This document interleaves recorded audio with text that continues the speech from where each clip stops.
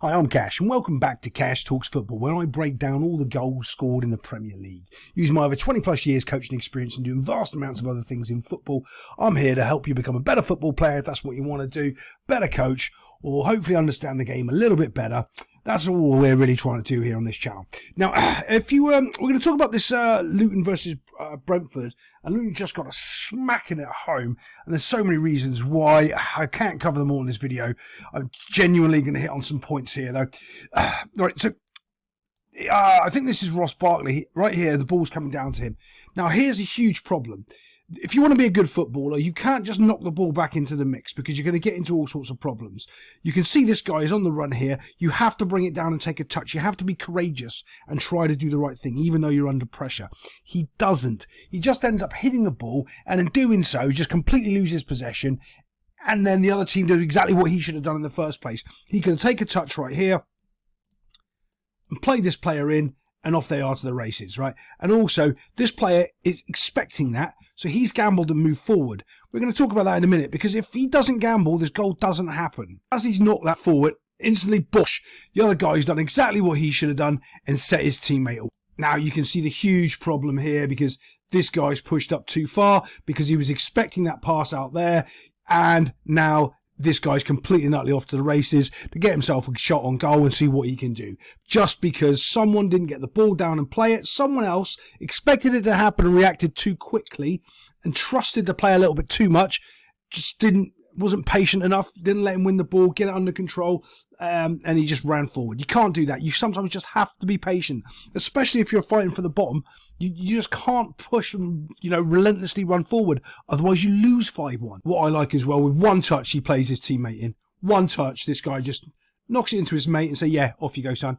And he just turns inside, dush, oh no, a total lie, dush, fires it straight into the top corner, straight into the net box. Quality finish, quality goal, but it all comes down from a simple mistake from a centre midfielder who's been playing well all season, who just should have knocked the ball into the space. He doesn't, knocks it into the middle of the park and gets punished for it. You have to secure the ball by putting in areas where your teammates can fight for it if something goes wrong. If it's down the middle of the field, they can't fight for it because sometimes it's right back down the middle of the field in your side and it's in the back of the net. A little bit further out wide, left or right into the channels, and then it's a little bit easier because the other person can't just smash it down the middle of the field for you for their team to run onto, just like you saw there. This is the guy that ends up scoring the goal. He's won the ball back here. He's played a simple 1-2 with this guy. So he's here, he's passed it in, and he's got the ball back, and he's made his little run there. Absolutely fantastic. But look at this space he's got to run into from Luton. I don't know who's coaching these guys. They might play a little bit of good football, but they can't defend whatsoever. You cannot allow that to happen. And that's happened because right here in the middle, two players have gone to the same ball and just been beaten by 1-2 because they don't understand what they're doing. Especially in this, if two players are pressuring the ball right there and get beaten by a 1-2, there's serious problems if you're leaving that much space at the back when you can see you can both see that they're going for that ball. It shouldn't be happening, not at this level, but it is. See, now you can also see this. This guy hasn't got a bloody clue what he's doing. What are you doing? We don't care if there's a player out there, mate. You've got to get in and shut this space down and actually make it compact. And if the ball goes out there, then you can go out there from your starting position. What are you doing? Clown, right there. So these three do get back into some sort of cohesive shape, trying to defend, trying to do something, but it's a little bit late to be fair because they've already got the width on you. No one is out there to pressure this ball, so they do have a little bit of time, and this guy's out to lunch. Look at this guy just cruising straight in here. Doosh. No, the guy running towards the goal is not important. The guy out wide over here is. Yeah, well done, you clown. Classic low-level player, low-level thinking. Oh, but I tracked my man. No, we don't care about your man. We need you back in here defending so you can go to one of these two players because you're splitting the difference between two of them. Not holding this guy's hand and going, oh, well, I'm not going to bother to worry about this player because, it's not my job. I'm tracking my runner. No. You have to deal with both of these players because it's on your side. You split the difference between the two. And whichever way the ball goes, you try to pressure it and win it back and hope they're not smart enough to pass it to the other person. Just doing that isn't good enough. Because their body shapes weren't set and they were not really ready to defend this. This is why this guy isn't set correctly to actually try to defend it. And it kind of bubbles and bounces off him. It's an ugly goal and he just taps it into the net box.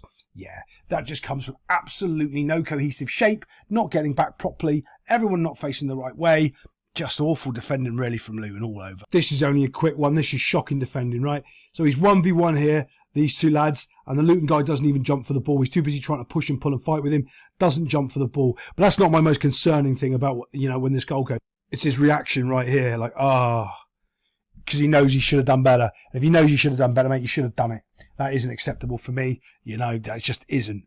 You can't be that sort of mind aware instantly to know you should have jumped and won the ball if you were just too busy fighting with the player. Your reaction says it all. Not good enough. Mentally not strong enough. Let's get on to the next goal. Again, Luton, no cohesive shape whatsoever. Their back four is all over the place. Look at the gap they've made back here. Can you see that? That's why they're able to play the ball into this space here, because these two players have stepped forward. These two players have not. So it's completely a staggered shape, not a line. Therefore, they can't defend their lines because they don't actually have any. And they're able to make easy runs in behind because these two players playing them on. You either all get out or you all sit in. At this moment, they should all have been sitting in. Don't know why these two players aren't. Well, I know why, because they're doing their midfielder's job, and then their midfielder's not doing their job properly. But yeah, little ball gets dinked over the top, and this is all about desire. When this ball comes across, this guy doesn't care. He does. He tries twice as hard to get there. He couldn't care less. He's just like, Now, I will give him a bit of credit here, a little bit of defence, because the ball height is a little bit different. But the one guy can use his head, then it means so can you. You can try to touch it or get anything on it. Even if you end up giving a penalty away because you put your foot too high, do something. Doing nothing and then regretting it is one of the worst things you can ever do in life. Do something and then regret the thing you did. Don't do nothing and regret not doing anything. Let me see if I can get this right. This is the worst part. He's actually lazy. Watch this. He tries to do, you see his arm movement, it's like he's trying to shield the ball out of play because no one's behind him. Didn't bother taking a look. Someone is behind him, runs in, heads it into the net box. You go take a nap on the floor, mate. Not good enough.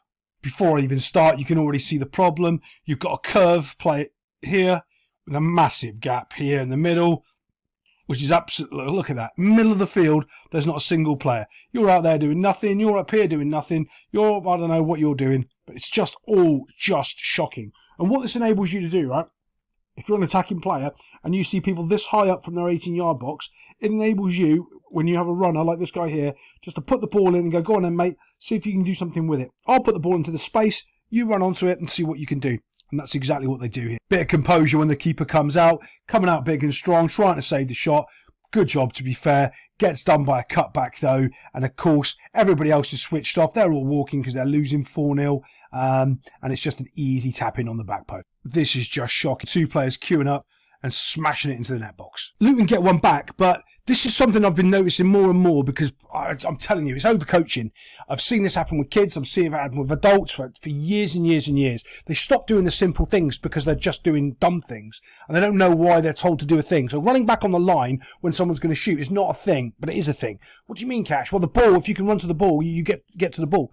You don't go run back on the line because you're really easy to beat as a player because, well, you can't really use your hands. If there's three of you doing it in a scramble in a corner, okay, maybe. But when you're in this situation, it's not a good choice. So, bad pass here, and in comes the little Luton player trying to get his team on the score sheet, making him feel good. And this is the shocking play. So he cuts, right?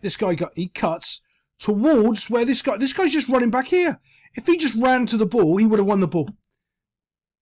This guy would have run straight into him, he would have won the ball. He doesn't. He runs all the way back down here and stands on the line and says, hey, please beat me on the line. I don't know what he's thinking. Look, just runs past the ball. All he had to do is run towards the ball. Just run towards it. Your keeper's running towards it, you're running towards it, you both block it. But now your back's turned, you're going sideways and you're going to try to save a shot on goal. What are you thinking? This stupidity, though, is happening more and more. People just don't, run and try to win the ball. They try to do all these other wonderful and weird things instead of just winning the football. Other than that, I'll see you next time on Cash Talks Football.